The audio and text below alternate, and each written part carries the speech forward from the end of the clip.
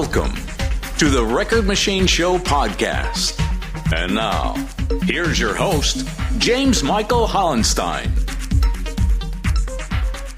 We have a great show lined up for you today, folks. Pamtera Cunningham from the band BoneYard will be joining me for an interview. BoneYard, a Canadian quartet formed in 2015 by singer-guitarist Pamtera and drummer Jefftimus, faced delays due to the pandemic but eventually released their debut album, Oathbreaker, independently. The album caught the attention of Italy's Wormhole Death Records, which re-released it in 2022, expanding its reach to markets like Japan. This release included singles and music videos for tracks such as Fate's Warning, Oathbreaker, Born Again, and Evil Ways, all mastered by Grammy-nominated engineer Mayor Applebaum in Los Angeles. The band has had the honor of performing at various Western Canadian festivals, including Decimate Metalfest, Schwabfest, and the well-established Shockerfest. They've also shared the stage with notable touring acts like 96 Bitter Beings, Deadwolff, and Syryn. Building on the success of their first album, BoneYard has released 2 singles and 2 videos from their upcoming album, Black Static, which will showcase the new lineup featuring bassist Lezzy Osbourne and guitarist Garhardt. The band prides itself on diversity, with a Métis drummer and a female bassist from the LGBTQ+ community. But before we dive into the interview, let us take a moment to enjoy their latest track, Compass Points to War.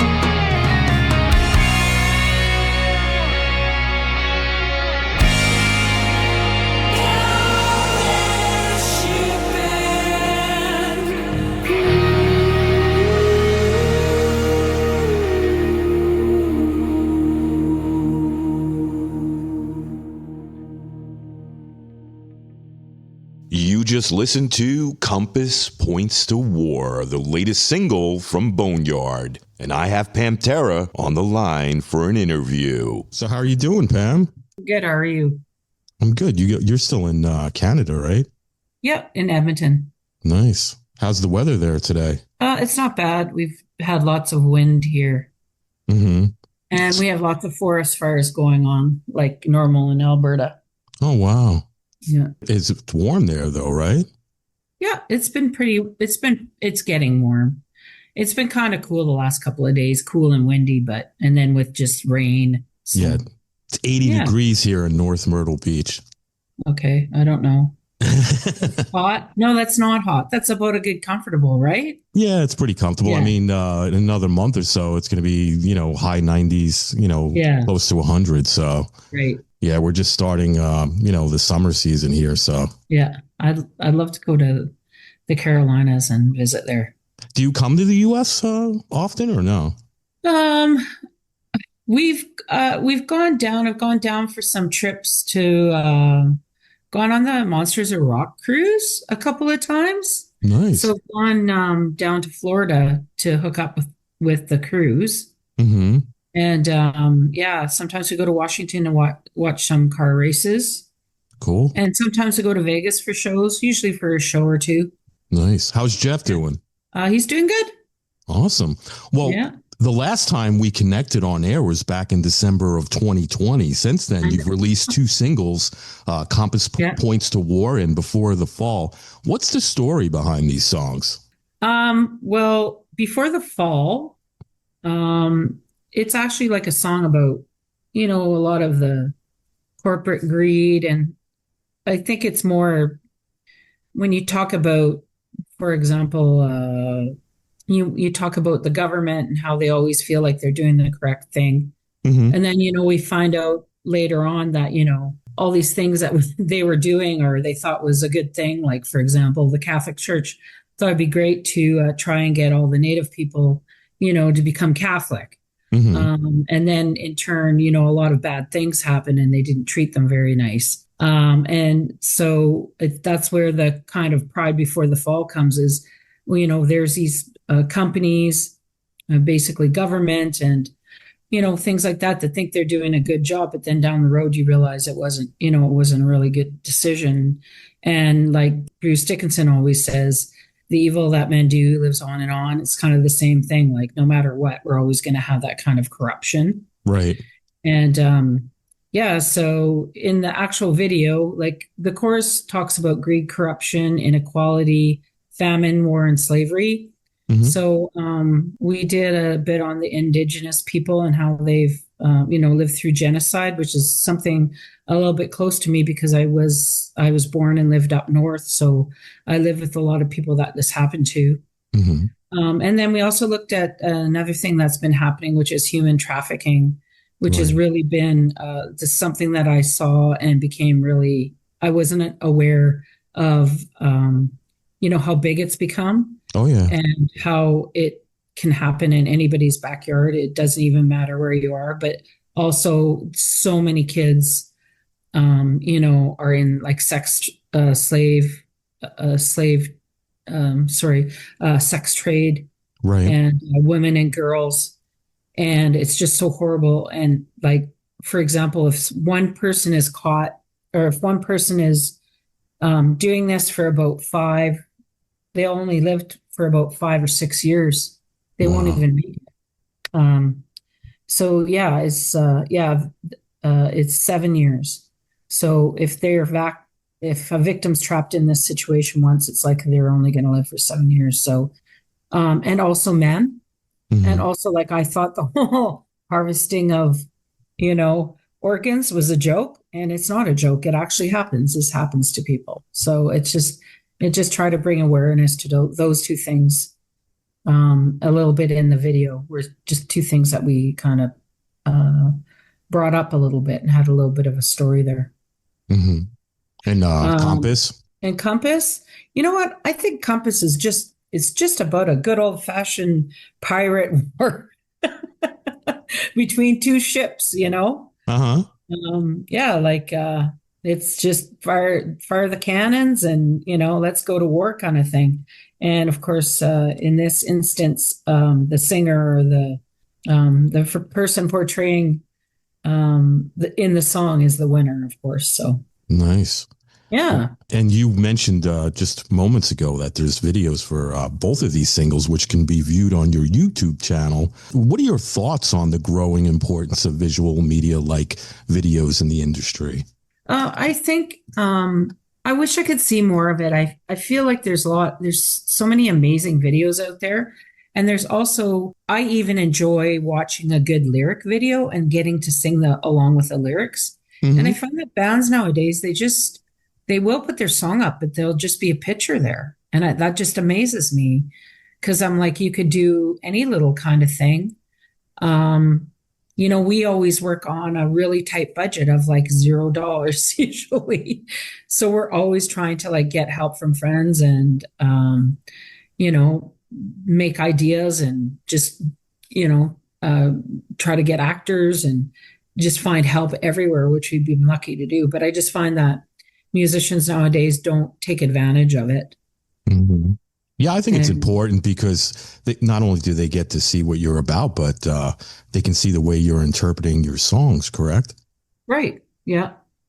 And it can give somebody, something to think about. And even our Compass Points of War, it's just all it is just a performance video where we're playing along. Mm-hmm. And I think a lot of people like that because they might not get to see any kind of band or they get to see who wrote these songs kind of thing. So it's interesting. Nice. Can you describe your typical songwriting process? Do you begin with the lyrics, the melody, or something else? Actually, since Gary, our new guitarist, joined in 2021, and then we had Lezzy. She started in 2023.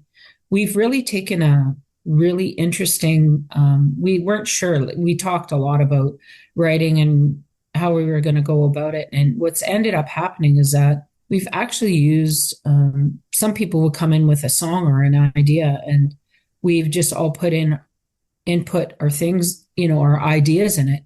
And also some of us have come in with a full song that's already written with lyrics. So everybody is competent to write a song and write lyrics in our band. And that just is awesome.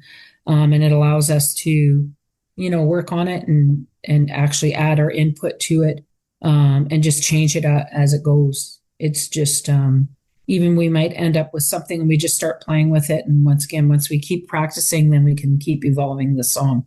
So not really, it's just been a surprise. Here I have this song. And then, somebody else is like, oh, here. And then, Gary is always like, hey, I got this great guitar riff for that song. And, here we go. It just all meshes together. So that's been really fun. I like that. Teamwork makes the dream work, right? That's right. Yeah. Can you share any details about the upcoming album, Black Static? When can the fans expect it? Well, we're still working on a couple of songs and we're just tightening everything up. I guess what we need to do is we're hoping, this winter we could get together and start tightening everything up and doing some pre-production and then find a really good studio and try to get it done. I think we all would love to have it done by the end of the year. There's things that happen like gigs, right. That we like to do and we like to get out too. I think that it's good to get out too with some of the stuff that we've been recording or that we've like some of the new songs just to see how they're, how they're received by fans and stuff like that. So we're hoping for the end of the year. And if not, I guess it will be the beginning of next year. But we're close. We have quite a few songs written already. So what are you going to drop a single every month or so? Well, what we first did was we had we had 3 songs and we just went into a studio to test out the studio. And we thought, well, because they were really finished, we went in and we thought, okay, we're going to do these 3. And then that's what our plan was. Everybody does singles nowadays, was to just kind of, drop the 3 singles throughout while we were still recording. So we're a little bit behind on that idea, but it's been exciting to release these songs with videos. It's been really good. Yeah, the videos And came out real something. good. Yeah, so it's good. When working on a new album or a project, do you have any unifying theme or concept in mind from the beginning? No, we don't. We did have an idea for the cover already, so we do have the cover, Mm-hmm. which includes Misty Bone, and she's holding up some lightning, and it's going up to like, into the sky, which was kind of like black static. We thought that was a really cool name, and then incorporated it. But for the song, because they're all come from all of us, I think each song has its different, is a little bit different. So I don't think it follows any type of concept or anything like that. Cool. And we didn't do that with Oathbreaker either. I think all the songs are just different and never really had a concept or anything. I think we're always trying to spread a really good positive, Mm-hmm. message. Awesome. What role do producers, sound engineers, or team members play in your creative process? Well, we've never worked with a producer. Oh, wow. Yeah. And so it's normally been just between us. Mm-hmm. So it's a lot of do it yourself. We've been doing a lot of that and learning. And yeah, we haven't had anybody else help us along there in that case. Sometimes I wonder if we did have a producer, it might make things go faster. I'm not sure though. It depends, right? Yeah. Yeah, You might not like working with somebody either. You might want to that's do true. things your own way, right? That's correct. Yeah. It's possible. I guess you never know until you try, right? Yeah, for sure. What steps do you take to get ready for a live performance, both in terms of mental and physical? And also, are there any upcoming shows that you'd like to share? So myself personally, usually I like to practice the day of. I like to go over the songs the day of a gig. Mm-hmm. I will, if I have time, definitely do that if we're traveling or whatever. It's always make sure, try to be relaxed throughout the day. And so if we're traveling or whatever, we try to not have anything stressful, give lots of time. And same with getting to gigs, we try to get there ahead of time so that we can roam about and talk with people and stuff like that. So for myself, I don't have anything in particular. I just try to drink a lot of water for singing, and yeah, just try to mellow out and just be calm for the show. And then you get really excited Mm-hmm. and go crazy, right? So Right. Yeah. Now, do you have any shows coming up that you want to talk about? we just finished a couple of shows. We did one on Friday. It Mm-hmm. was a fundraiser for a metal festival here in Alberta. It's called the Decimate Metal Festival. Nice. And we played there last year. And then every year they switch up the band. So they asked us to play a fundraiser. So it's just it's just in the bar here in Edmonton, just to fundraise a little bit to help keep the festival rolling and everything. So we played with a couple of bands, and that was awesome. And then previously we were in Calgary, which is about a 3-hour drive from Edmonton, and we played there as well. We played with a band there called Hellraiser. I think they have like 3 or 4 albums. They hadn't played live since before 2020. So this was kind of their coming back show. And they had an album as well. So yeah, so that was a good time. What we have coming up is we are going to be playing a festival in July. Nice. And let me get that information here for you. It's called the Pamtera River Nights. So it's just by a river. And we were looking at some overhead shots, and it just looks beautiful. Sounds cool. Yeah. And yeah, that's July 11th and 12th. It's in Rangeton Park here in Alberta, just outside of Edmonton. Very cool. Do you ever have any plans to do like a Monsters of Rock? What do you mean? Like be part of the show? Oh, I'd love to be, but we don't have any plans for anything like that at the moment. Oh, okay. Yeah. Yeah, it's been a busy year. I think we've tried to get out and tried to get into festival stuff. With our band, it's just a little bit tough because there's a lot of heavy metal festivals that are Hmm. very, very heavy. And then there's a lot of rock stuff that's kind of poppy. And I feel like we're in between. And so sometimes it's difficult we try to get in the heavy metal festival, but we're not really a screaming, you know what I mean? Death Hmm. metal type. We're just not heavy enough. And then once again, even for the rock stuff, I just don't think we're poppy enough. So I think it's hard to find a niche that we can get into at the moment. So we just keep plugging along and hoping for the best. And sometimes like I say, we've lucked out and been able to play. Like we did. We did get in for the Wacken Open Air Festival. It was 2 years ago. Nice. To do. They do like they have band nights where you basically compete with four other bands. So, That's but we cool. didn't make it past the first round. But it was still really cool to be selected to even play in it. So, Yeah, that must have been fun, right? yeah, yeah, it was great. Are they still doing Ozfest? Oh, I don't think so. They Uh, used to. I mean, they did that for years. I haven't yeah, heard anything about it though. That would be cool to do that too if they were still doing it. yeah. But Like, Wacken is pretty big though, right? yeah, it is. And what they do is they actually have like a side tent for whoever gets picked to play. Like they'll pick one in Canada. Uh huh. I think they do all over the world. And so basically, yeah, every city competes, and then the winner from the city will compete in each province. And then they compete for all of Canada, and one band goes from Canada. And then at Wacken, they have a tent, and then they have all these bands from all over the world That's you pretty know. cool. So it is cool. You have to And pay your own way, but still, who wouldn't pay their own way, right? of You know, course, yeah, it'd be a good experience, right? yeah. You could apply So, for a travel grant or something. Definitely, if you got into something like that and got invited. yeah, definitely. Yeah. What keeps you motivated and passionate about continuing to create and perform music?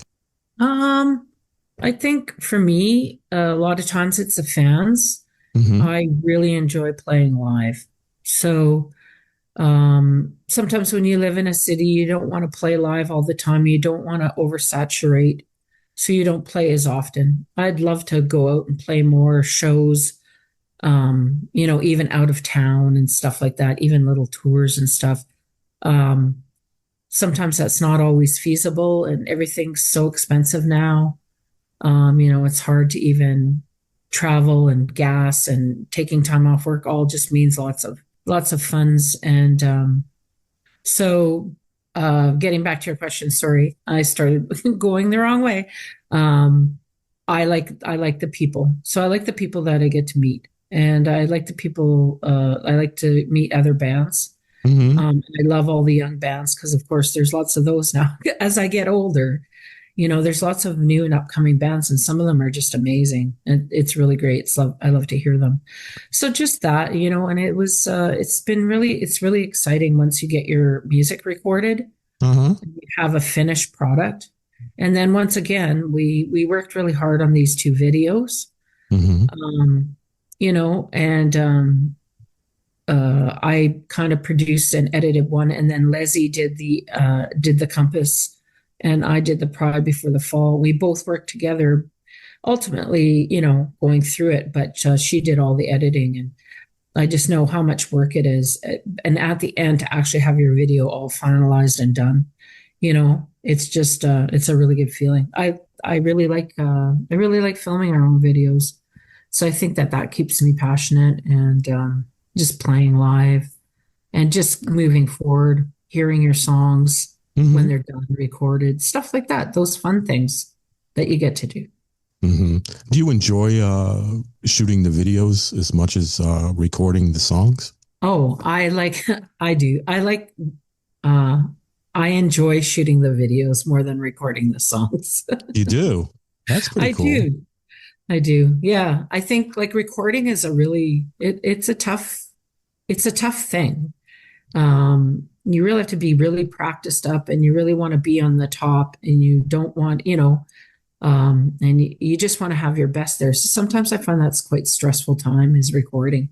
You have to remain focused and you have to remain, just on the ball with everything. So there's usually a lot of practicing and, singing and guitar. You're doing the tracks over and over and over until you get them right. So it's a lot of work. I bet. Now, outside of music, what do you like to do for fun? What are your hobbies? I like to watch other bands. I'm involved with roller derby. So Jefftimus, the drummer, and I actually referee roller derby. Nice. So we referee on skates. And so sometimes we'll go and go do a tournament, or we'll go travel around Alberta to do that. And as well, I like doing crafty things. I like making fairy doors and all the things. And also I have a button business, so I make buttons for local bands and people around in the city, and that's always fun. You get to meet people that way as well, so that's fun as well. So I have lots of hobbies, never any time or anything. Well, at least you keep them busy, right? Yeah, that's happening.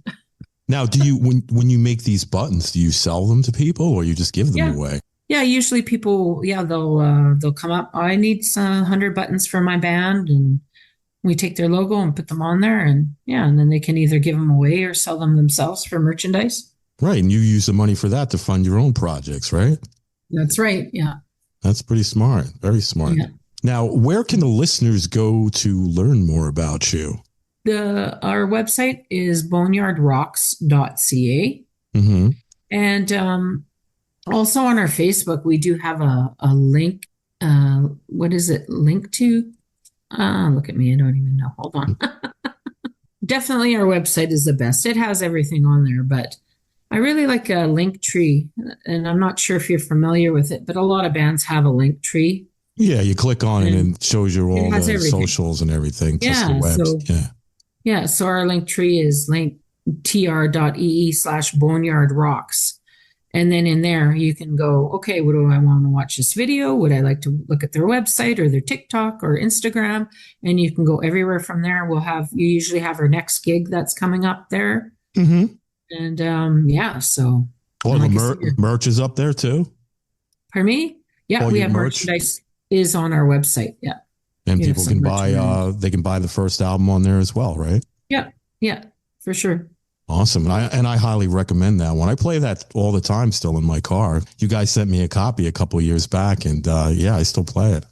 Well, that's great to hear. Yeah, I love it. Now, is there anything you'd like to mention that we didn't talk about tonight? I don't know. I guess we have one more song that's coming out. It's called Hangin' Tree. It's kind of like a country-ish riff, but a metal riff. It's awesome. So we'll be working on getting that out. We don't have a video plan, but if anything, like say, maybe it might even end up being just a lyric video or something fun like that. So that will be, we can look forward for that. And then we'll just be working on Black Static and getting it rolling. Awesome. Yeah. I'm looking forward to that. Well, Pam, I want to thank you so much for coming on the show. And it's been great catching up with you. It's been almost 5 years since the last time we had a conversation. So this was lots of fun. And I'm looking forward to hearing the next single when it comes out. And definitely when the whole album comes out, I'm looking forward to listening to the rest. And maybe we'll have you back on to talk about it when it comes out. That'd be great. That would be awesome. Thank you so much for having me today. I appreciate it. You're welcome. And let's keep in touch. Like I said, when that album drops, I'd love to have you back. All right. Okay. Sounds good. All right, Pam. Well, you enjoy the rest of your night and we'll be in touch. All right. Okay. Take care. All right. Bye-bye. Bye. I want to give a shout out to Pamtera for stopping by today. It was awesome to catch up. But before we wrap things up, let us enjoy another one of their tracks. This one's called Before the Fall.